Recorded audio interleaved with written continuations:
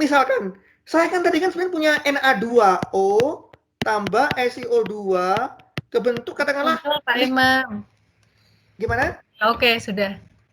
Tadi kan sebenarnya kan diagram fase tadi adalah saya punya Na2O sekian persen, A persen, SiO2 B persen. Saya reaksikan pada suhu katakanlah 1000, itu kebentuk liquid dan katakanlah SiO2 gitu loh.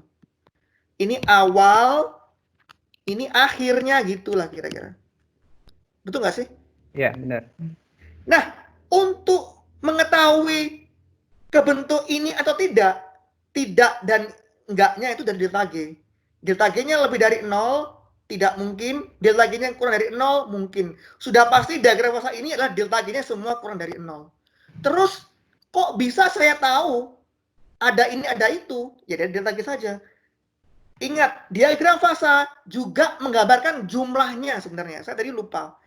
Ibu bukan hanya saja bisa memprediksi apa yang terbentuk, di diagram fasa itu ada juga jumlahnya.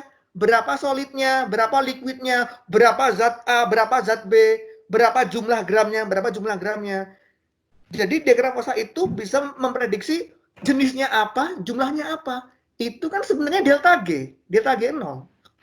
Karena ketika ibu tahu delta G 0, itu adalah min RT ln K, dan K itu adalah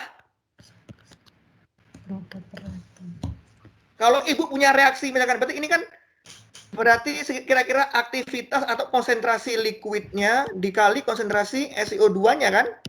Betul nggak? Saat setimbang itu. Ya, ini benar. kalau ini angka, ibu tahu ini berapa perkaliannya, nanti dibagi reaktannya apa gitu loh. Nah, K itu ternyata menceritakan perbandingan zat-zat kesetimbangan gitu loh. Jadi kalau dibilang apa Pak Imam dasar perhitungan untuk membuat diagram fasa, kok saya tiba-tiba ujuk-ujuk tahu kebentuk ini, kebentuk itu, zat ini, zat itu, jumlahnya ini, jumlahnya itu. Lihat, dari K ini saya langsung bisa, kebentuk ini, kebentuk itu mungkin gitu loh. Dan K juga mengatakan nisbah atau rasio. Artinya komposisinya berapa. Jadi diagram fasa itu nanti selain menceritakan zat A, zat B, ibu juga tahu nisbah atau rasio masing-masing fasanya berapa gitu. Nah, bagaimana Pak cara membacanya, rasionya ini, rasionya itu, nanti saya ajarkan. Jadi nanti ibu-ibu yang kuliah dengan hanya melihat diagram fasa, sekali lagi, ibu akan tahu kebentuk zat apa dan zat apa pada suhu tertentu, pada komposisi tertentu, dan perbandingan zat-zat itu akan tahu. Contohnya kembali lagi ke tadi.